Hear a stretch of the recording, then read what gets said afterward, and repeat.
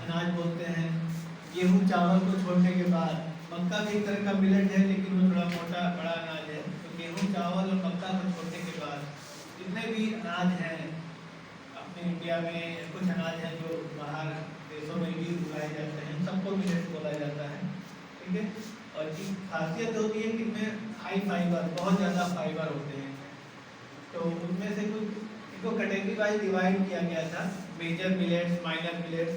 इसमें से मैंने नोट किया है कुछ 3 ही मेजर मिलेट हैं, ज्वार, बाजरा और रागी। इनको मेजर मिलेट्स में डाला गया है क्योंकि थोड़ा साइज में बड़े होते हैं ये। बाकी जितने भी माइनर होते हैं, माइनर मिलेट्स होते हैं, उनको पावर हाउस ऑफ बोला जाता है, फूड का, न्यूट्रिशन का पावर हाउस बोला जाता है, जो माइनर मिलेट्स होते हैं। जैसे अभी सर ने बताया, सांबा है, कोदो है, कुटकी है, और भी बहुत सारे थे उसमें। हमने तो नाम भी नहीं सुने थे, हमने कोदो, ज्वार, बाजरा, रागी, बस यही सुने थे नाम। बाकी उसमें बहुत सारे मिलेट्स हैं, सब एक जैसे, देखने में लगभग एक जैसे हैं। कोई छोटे हैं, कोई बहुत छोटा, कोई बड़ा, गोल, लगभग सब हैं।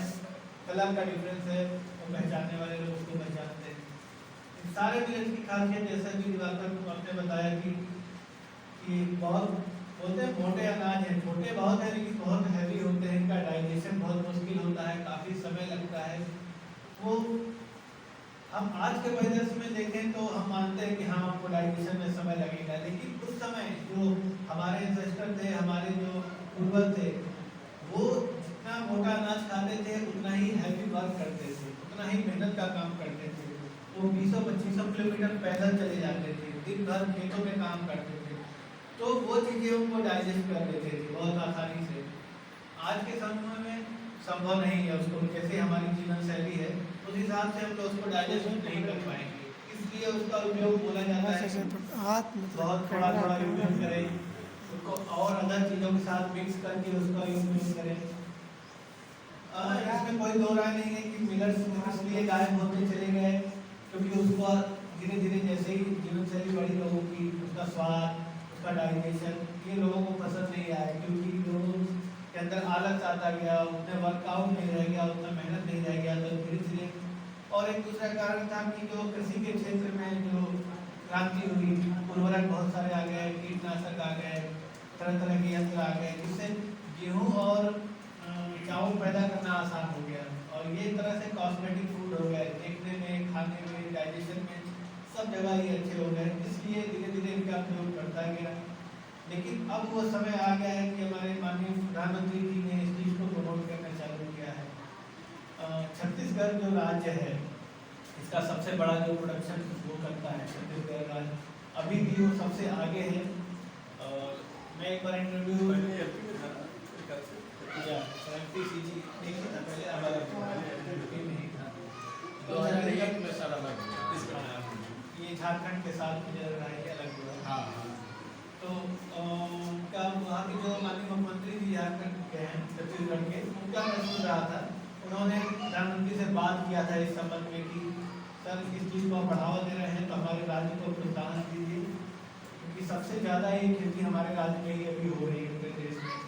तो प्रधानमंत्री जी ने आश्वासन भी दिया था उनको, और काफ़ी बढ़ चढ़ के इस चीज़ को उन्होंने स्वयं प्रमोट किया है, क्योंकि अब जो हम लोग बीमारियों की गिरफ्त में जा रहे हैं, शारीरिक फिजिकल क्षमता इतनी हमारी घटती जा रही है, ये सब कहीं ना कहीं डायबिटीज़ हुआ, ब्लड प्रेशर हुआ, कार्डियक डिजीज हुए, या फिर एंडोक्राइन जो डिसऑर्डर्स हैं फीमेल्स में बढ़ते जा रहे हैं, ये सब इसी कारण हो रहा है कि हम जो फूड ले रहे हैं बहुत ज़्यादा कॉस्मेटिक हो गए हैं, बहुत ज़्यादा मिक्स करके इनको पॉलिश करके इनको बनाया जा रहा है, बनाने का तरीका बदल चुका है। जैसे अभी आप सुनील गौर ने बताया कि जो तरीका बनाने का है वो काफ़ी बदल चुका है। पहले मिट्टी के बर्तन में बनते थे, फिर खुले भगोनों में बनते थे, अब प्रेशर कुकर आ गए, तो फ्राई करके बनाने का तरीका बदल गया, इसलिए वो अनाज की प्रकृति भी बदल गई कहीं ना कहीं। तो ये जरूरी है कि फाइबर का यूज बढ़ाया जाए मिलेट्स का। इसमें सबसे ज़्यादा फाइबर होते हैं जो हमारी जीआईटी के लिए, इसमें बॉवेल मूवमेंट के लिए सबसे ज़्यादा इम्पोर्टेंट है। और आजकल हम अपनी ओपीडीज में देखते हैं बॉवेल की प्रॉब्लम लेके सबसे ज़्यादा पेशेंट आते हैं, गैस बनता है, पेट नहीं साफ होता है, पाइल्स है ना, तो भूख नहीं लगती है, तो ये सारी समस्याएं डाइजेशन से, आपकी जीआईटी से, आपके बाउल मूवमेंट से जुड़ी हुई हैं। तो निश्चित रूप से ये सारी समस्याओं का हल, और ये अपने ग्रामीण लेवल पे तो कम है, आप शहरों में जितने बड़े शहरों में जाएंगे उतनी ज़्यादा प्रॉब्लम है, डायबिटीज़, हाइपरटेंशन, कार्डियक डिजीज। तो ये सब चीज़ें अगर आपको इससे लड़ना है भविष्य में, जो फार्मास्यूटिकल जो बर्डन देश में पड़ रहा है, जो मेडिकल का बर्डन देश में पड़ रहा है, इसको कम करना है तो मिलेट्स को अपनाना चाहिए। हमें शुरुआत हमें अपने घर से ही करनी चाहिए। और मैं भी इस चीज़ को अपने बहुत कल से 1 हफ्ते से मैं सोच रहा हूँ कि इस चीज़ को उपयोग में लाऊँ, कुछ ना कुछ मैं अनाज इस तरह का अपने घर में रखूँ जिसको यूज किया जाए, इसको रोटी में आटे में मिक्स करके या कैसे भी यूज किया जाए, इसको बढ़ावा दिया जाए। तो हमें लगता है आपको, हम सबको ये शुरुआत करनी चाहिए। सोसाइटी, अपनी इसी सोसाइटी से हम शुरुआत करेंगे तो चीज़ें आपके घर में, आपके रिश्तेदारों तक पहुँचेंगी। तो चीज़ें बहुत तेज वायरल होती हैं आज के ज़माने में, कुछ भी नया होगा वो चीज़ें तेज़ी से आगे बढ़ती हैं। तो बस ये सब बातों से मैं अपनी बात समाप्त करता हूँ।